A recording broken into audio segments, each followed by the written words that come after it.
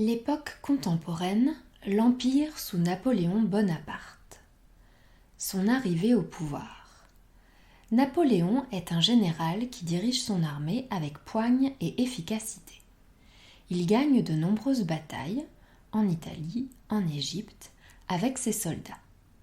Et quand il commence à être connu des Français en 1799, il est à la fois très apprécié et respecté.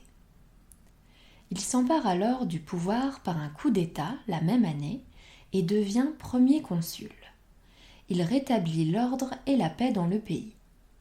En 1804, il se fait sacrer empereur. Il prend alors le nom de Napoléon Ier. Grâce à ses victoires militaires, comme celle d'Austerlitz, il offre des trônes à sa famille en Europe. Il devient l'homme le plus puissant de France et d'Europe. Les grandes réformes. Napoléon Ier va réorganiser le pays. Il met en place des préfets dans chaque département. Il décide de faire un recueil de toutes les lois du pays. C'est la naissance du Code civil. Il crée aussi le Code pénal, qui regroupe les lois concernant les punitions des crimes et des délits. Il maintient les acquis de la Révolution, comme l'abolition des privilèges. Il crée les lycées et met en place le baccalauréat. Il crée une nouvelle monnaie. Il fait construire des routes et des canaux.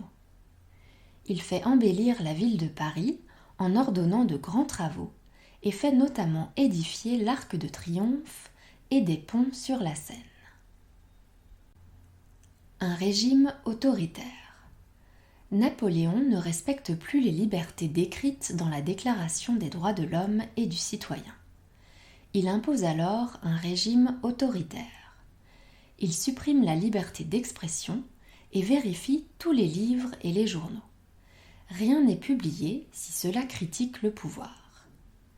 Il remet en place une noblesse et une cour de l'Empire. Il donne la Légion d'honneur à ceux qui lui sont le plus fidèles. Le bilan de son règne est la fin de l'Empire. Il a mené de nombreuses guerres. Les réformes réalisées par Napoléon ont profondément changé la vie quotidienne des Français.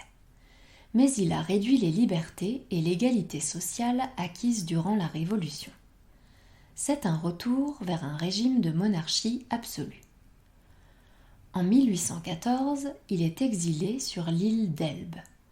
Il s'en échappe pour mener une dernière bataille à Waterloo.